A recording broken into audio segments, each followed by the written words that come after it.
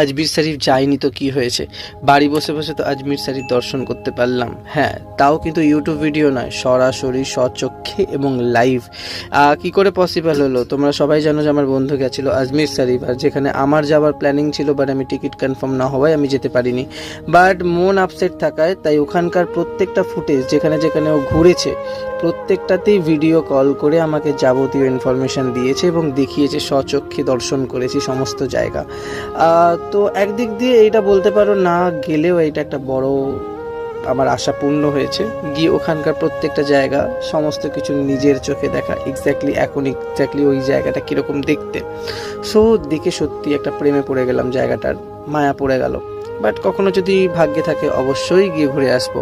So আমি একা কেন দেখবো, তাই তো তোমাদেরকেও দর্শন করালাম, যাও গিয়ে ঘুরে আসো। আমার ইচ্ছা তো পূর্ণ হয়নি, তোমরা যদি গিয়ে ঘুরে আসো তোমাদের ইচ্ছা পূর্ণ হবে। সো এটাই তোমাদের কাছে শেয়ার করা।